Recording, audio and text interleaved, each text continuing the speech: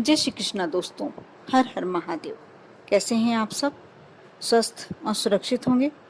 दोस्तों, आज मैं जो उपाय बताने जा रही हूँ तीसरे सोमवार के लिए, और तीसरे ही नहीं, आप यदि तीसरे पर नहीं कर पाते हैं कोई बात नहीं, श्रावण मास के ही आप अगले सोमवार पे भी कर सकते हैं, लेकिन श्रावण मास के सोमवार पे करना अति श्रेष्ठ होगा।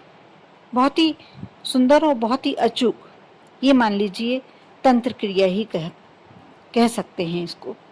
और ये जिसने भी कर लिया उसे कभी धन की कमी नहीं हुई, धन संबंधी परेशानी उसके जीवन में कभी आ ही नहीं सकती। बहुत ही अचूक उपाय है। और ये मान लीजिए ब्रह्मास्त्र भी कह सकते हैं इसको। आज मैं उपाय आपके लिए लेके आई हूँ।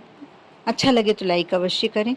यदि मेरे आवाज़ पहली बार सुन रहे हैं, मेरे चैनल में पहली बार आए हैं, तो अवश्य सब्सक्राइब कर लें। दोस्तों, कल जो सावन सोमवार पड़ रहा है बहुत ही श्रेष्ठ है। आप नागकेशर शायद आप में से कुछ लोग जानते होंगे और कुछ लोग नहीं जानते होंगे।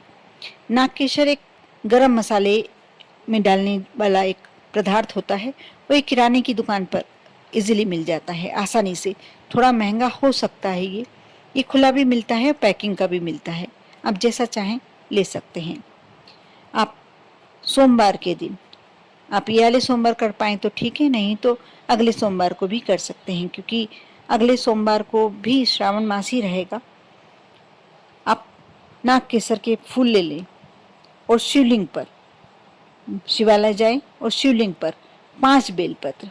आप बेलपत्र का विशेष ध्यान रखें कि आपको बेलपत्र कटे फिटे नहीं लेना है। बिल्कुल साबुत और बिल्कुल साफ स्वच्छ घर से धोकर और बिल्कुल स्वच्छ कर ले जाएं, क्योंकि ये बहुत ही ऐसी क्रिया है जिसे करने के बाद आपको बहुत सारी समस्याओं से निजात मिल जाएगी।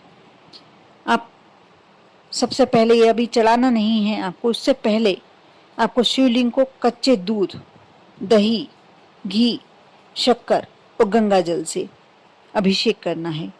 और अपने मन की कामना, जब आप अभिषेक कर रहे हैं तो आपको अपने मन की कामना करते रहना है। जैसे शिवलिंग पर हाथ फेरते हैं आप, जैसे जैसे अभिषेक करते हैं, और सभी वस्तुओं का जब आप चढ़ाते जाते हैं उस समय अपने मन की इच्छा, जिस भी मनोकामना से आप ये कार्य कर रहे हैं, करते जाएं।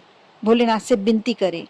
जैसे आपस में हम अपने परिवार में किसी वरिष्ठ से कैसे बात करते हैं, आपको वैसे ही भोलेनाथ से चर्चा करना है, बात करना है मन ही मन।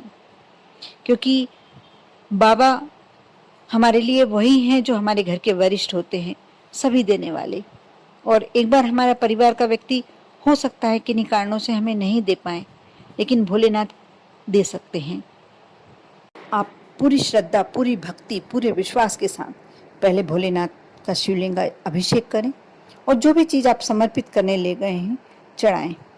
ऐसा नहीं कि मैं कुछ विशेष सामग्री का कहूँगी, जो भी आप ले गए हों, जो भी आपके पास उपलब्ध है वह चढ़ाएं। उसके बाद आपको यह कार्य करना है। आपने 5 बेलपत्र ले लिए, 5 बेलपत्र लिए हैं, आपको नागकेशर भी 5 ही लेना है। इस बात का आप ध्यान रखें। और आप बेलपत्र पर या तो अष्टगंध ले लें या चंदन श्रेष्ठ रहता है।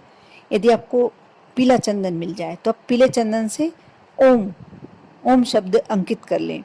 तीनों पत्तियों पर ओम ओम करके आपको लिख लेना है। उसके बाद आपने जब बेलपत्र पर ओम शब्द अंकित कर लिया, उसके बाद आप सीधी तरफ से बेलपत्र पर नागकेशर रखें और भोलेनाथ पर समर्पित करते जाएं।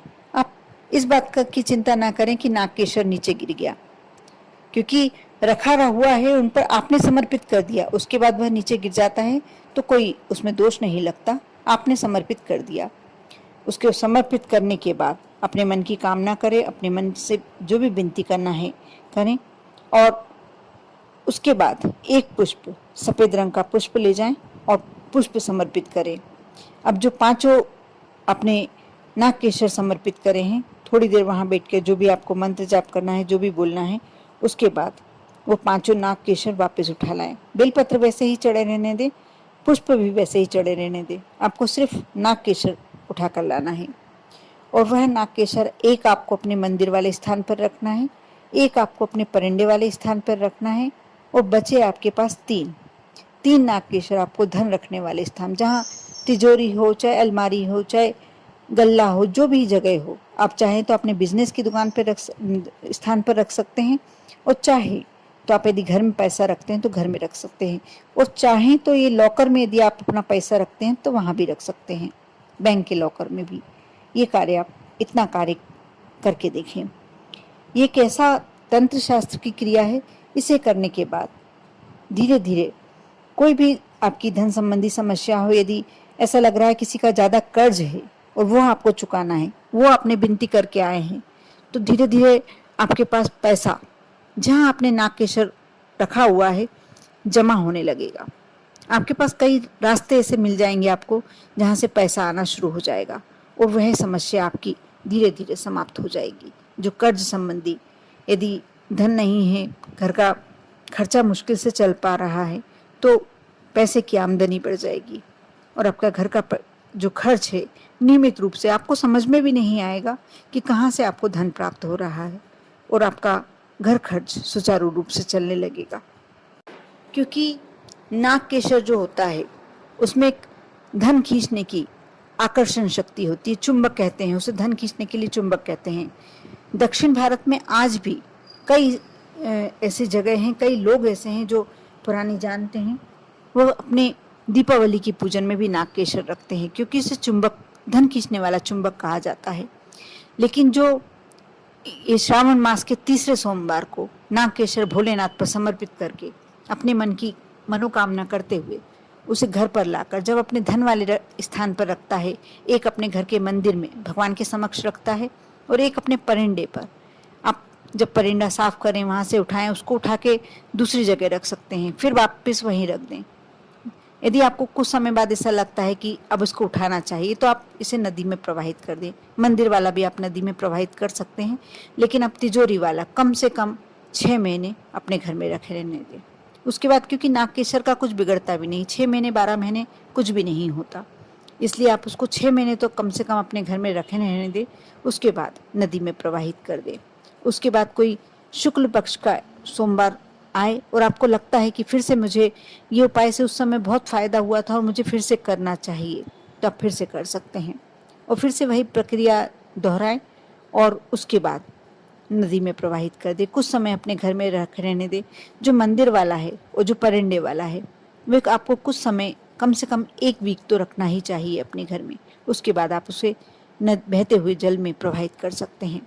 लेकिन जो अपने तिजोरी में रखा हुआ है नागकेशर, वो कम से कम आपको 6 महीने 12 महीने रखना होगा, क्योंकि जितने दिन वो आपके घर में आपकी तिजोरी में रखा हुआ है, आपको धन पैसे के लिए कहीं उधार नहीं मांगना पड़ेगा, कहीं हाथ नहीं जोड़ने पड़ेंगे। ये मानकर चलिए, जब तक वह घर में है, नागकेशर आपके घर में है, तो आपको धन की कमी नहीं होगी।